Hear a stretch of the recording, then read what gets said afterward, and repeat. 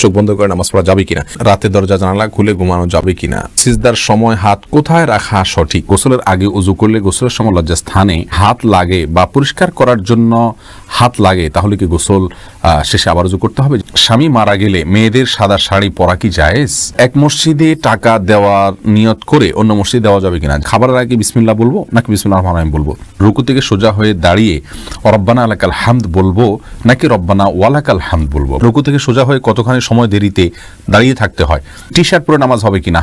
তাহলে চলে যাচ্ছি আমরা সরাসরি প্রশ্ন উত্তরে। মঈন খান জানতে চেয়েছেন জাইতুনের তেল পায়ে দেওয়া যাবে কিনা, যাবে, কোনো অসুবিধা নেই, কারেন্সি কোথাও নিষেধ করা হয়নি।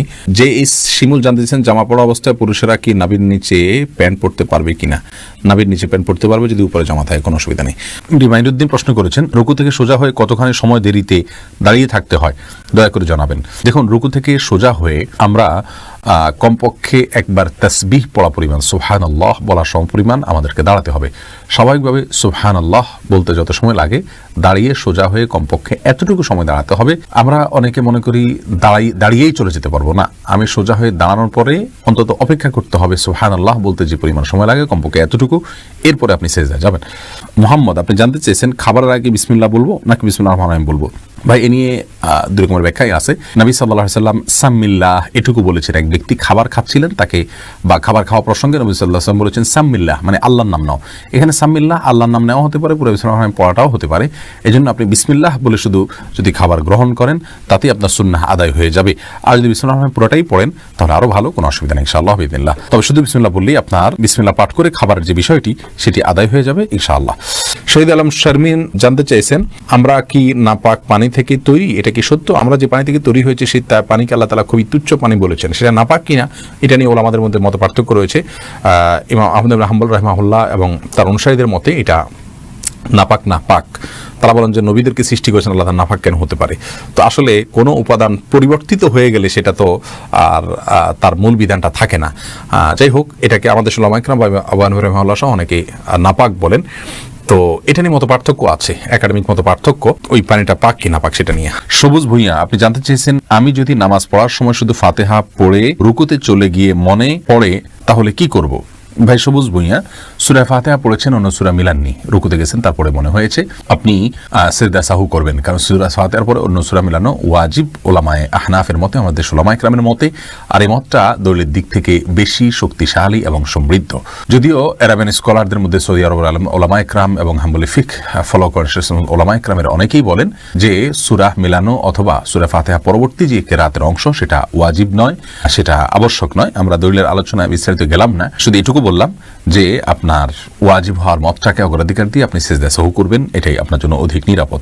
রাজি হোসেন আপনি জানতে চেয়েছেন মাস্ক পরে সালাত আদায় করা যাবে কিনা। যদি আপনার ভয় হয়, আতঙ্ক গ্রস্ত থাকেন আপনি, আপনার শঙ্কা যদি হয় যে আমি মাস্ক না পরলে এই সময় আমার বিপদ হতে পারে বা বিপদ যদি এই পর্যায়ে পৌঁছে যায় কোনো সমাজে, ইনশাআল্লাহ মাস্ক পরে সালাত আদায় করলে সালাত হয়ে যাবে। তবে স্বাভাবিক অবস্থায় মাস্ক পরে সালাত আদায় করা নিষিদ্ধ, বরং স্বাভাবিকভাবে মুখ খোলা রেখে সালাত আদায় করতে হবে, মুখ বন্ধ রেখে সালাত আদায় করা মাকরুহ। সালাত হয়ে যাবে ইনশাআল্লাহ। কিন্তু যদি আমাদের এই যে করোনা ভাইরাসের যে পরিস্থিতি চলছে, এরকম কোনো পরিস্থিতিতে শঙ্কার জায়গা থেকে আপনি মাস্ক পরেন, তাহলে ইনশাআল্লাহ বিইذনিল্লাহ আপনার এটাতে কোনো অসুবিধা হবে না।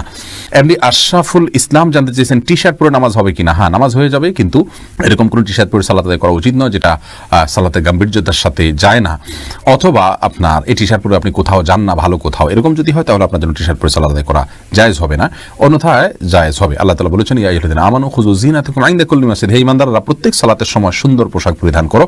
অতএব আপনি যে পোশাকটা আপনার কাছে সুন্দর, সম্ভ্রান্ত জায়গায় আপনি যান সাধারণত, বা সাধারণ পোশাক নয়, অপমানজনক পোশাক নয়, বা আপনার শোয়ার পোশাক নয়, বা এটা পরে আপনি কোথাও যেতে চান না, এরকম পোশাক যদি না হয় তাহলে সেক্ষেত্রে আপনার সালাত হয়ে যাবে, টি শার্টেও কোনো অসুবিধা নেই। এরপরে প্রশ্ন করেছেন মঞ্জুরা পারভিন, আপনি প্রশ্ন করেছেন রুকু থেকে সোজা হয়ে দাঁড়িয়ে রব্বানা লাকাল হামদ বলবো নাকি রব্বানা ওয়ালাকাল হামদ বলবো।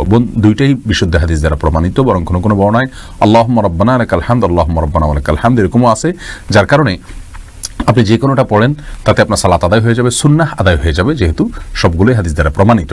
আর কাসরাতুল মাবানি তাদুল্লু আলা কাসরাতিল মাআনি, এই মূলনীতির আলোকে আপনি রব্বানা ওয়ালাকাল হামদ যদি পড়েন অথবা আল্লাহুম্মা রব্বানা ওয়ালাকাল হামদ যদি পড়েন তাহলে সেটা বেশি ভালো। এরপরে প্রশ্ন করেছেন তাহমিনা আখন্দ, এক মসজিদে টাকা দেওয়ার নিয়ত করে অন্য মসজিদে দেওয়া যাবে কিনা। যাবে, যদি অন্য মসজিদে এর চেয়ে বেশি প্রয়োজন মনে হয় তাহলে নিয়ত পরিবর্তন করা যায়, অসুবিধা নেই।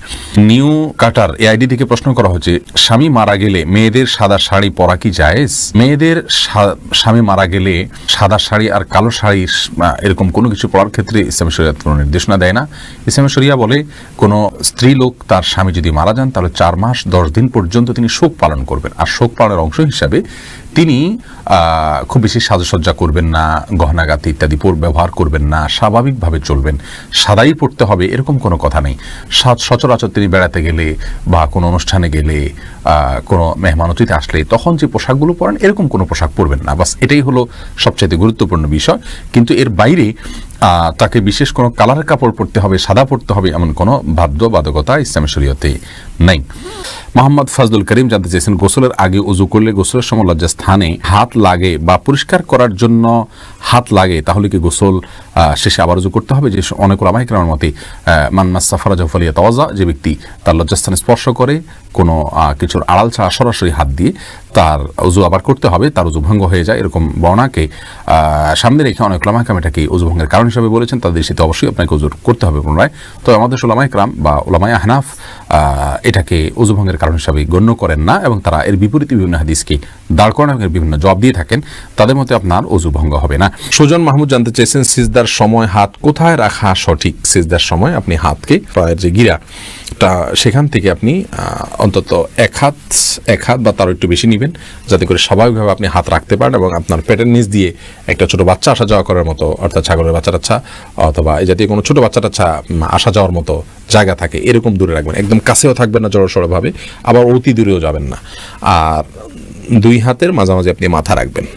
তুলি আপনি প্রশ্ন করেছেন, রাতে দরজা জানালা খুলে ঘুমানো যাবে কিনা? সরাসরি কোন হাদিসে নিষেধ আছে বলে আমার জানা নেই, তবে হ্যাঁ দরজা বন্ধ করে ঘুমানো নিষেধ, দরজা বন্ধ করতে বলা আছে। মহিউদ্দিন কাম মন্ডল জানতে চেয়েছেন, চোখ বন্ধ করে নামাজ পড়া যাবে কিনা? যাবে, কিন্তু মাকরুহ। মাঝে মধ্যে আপনার জন্য মনোযোগ সৃষ্টি করার জন্য করতে পারেন।